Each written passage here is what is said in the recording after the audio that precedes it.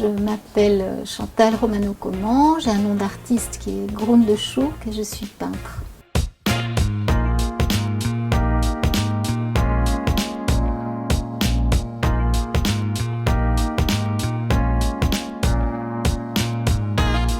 Chez moi, c'est beaucoup lié à tout ce qui est organique et aussi à tout ce qui est petit reste de la vie, petit reste de quelque chose, des traces sur un mur, sur le trottoir, plein de choses qui m'inspirent. Souvent les matières organiques qui sont plus vraiment reconnaissables, qui sont des fleurs ou qui ont été des fleurs, qui peuvent redevenir des fleurs et qui n'en étaient peut-être pas, enfin, toute une chose comme ça.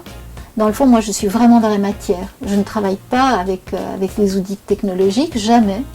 Je suis vraiment c'est vraiment le cerveau à la main. Je travaille les pigments, je prépare souvent mes couleurs moi-même, enfin, il y a un côté cuisine chez moi. Pour le moment, ça n'a pas changé, mais j'ai en tête un projet que j'ai déjà un petit peu entamé, qui est un peu différent de tout ce que j'ai fait jusqu'à maintenant, qui est plus lié au corps, qui est toujours lié à la nature, etc. Et je ne sais pas comment ça m'est venu, mais c'est lié à des blessures du corps. Je trouvais qu'il y avait une espèce de passerelle entre certaines fleurs en décomposition et des égratignures ou des ecchymoses. Donc j'ai travaillé là-dessus. Je pense que le confinement n'a pas changé ma vie parce que je suis beaucoup à l'atelier de toute façon. Ça change le rapport que j'ai aux autres. Ça change le rapport que je peux avoir avec ma pratique, avec les autres, qui ne peuvent pas venir me voir dans une galerie, et que je vais donc chercher à travers des images de ce que je fais, puisque ce n'est pas vraiment ce que je fais, à travers les réseaux sociaux. Ce qui est intéressant sur les réseaux sociaux par rapport à la peinture, par exemple, c'est que c'est très basique en fait, c'est qu'il n'y a pas de construction ou d'installation possible. Il y a comme une espèce de retour à l'image. Donc on fait une photo la meilleure possible d'une toile ou d'un dessin, on le poste et puis on a des retours, on peut en parler ou pas. Donc on n'est plus dans une situation qui serait celle qu'on a par exemple en galerie ou dans des expositions, où on s'articule autour d'un thème, où on essaye de mettre en scène quelque chose, où on raconte une histoire à travers le travail. Là, ça redevient une pièce après l'autre, en fait. Un peu comme quand on regarde de belles photographies, une après l'autre, et qu'on est ému ou pas par une photographie.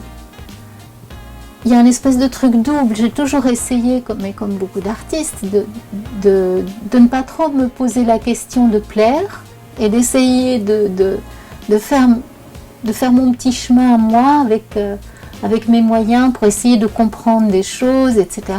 Et donc ça c'est une forme de solitude que je connais depuis très longtemps et qui ne m'a jamais déplu.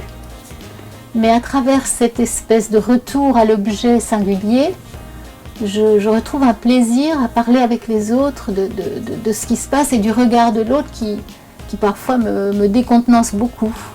Parce qu'on y voit ou on y projette des choses auxquelles je n'ai absolument pas pensé, par exemple. Ça. Donc c'est une expérience nouvelle parce qu'elle sort chaque œuvre de son contexte, en fait. Et donc là, ça déconstruit tout. Parce que tout d'un coup, c'est plus qu'une question d'émotion, j'ai l'impression. L'émotion par rapport à une image. Je ne sais pas si vous avez remarqué que devant certaines galeries qui ont eu de grandes expositions, par exemple chez Ménour, rue du Pont de Lodi, la galerie Le Long dans le 8e, pour voir Hockney, il y avait des queues. C'est-à-dire que les musées étant fermés, les Parisiens font la queue devant les galeries pour voir quelques toiles de l'un ou de l'autre. Et je me dis que je suis contente de vivre dans une ville comme ça. Et je pense qu'on en a besoin et c'est plutôt rassurant de se dire que les gens ont besoin de voir de la peinture, d'entendre de la musique, etc. Parce que c'est le début d'une réflexion, c'est le début de tellement de choses. Voir un tableau, entendre un morceau de musique, une pièce de théâtre, un film, c'est ce qui nous remplit aussi, c'est ce qui nous permet de penser, de s'ouvrir aux autres, de parler avec les autres. Il faut continuer d'être curieux, d'avoir envie de parler, d'inventer des choses, soi-même aussi, c'est très très important. Bon, voilà, non, il ne faut pas lâcher l'affaire, ça c'est sûr.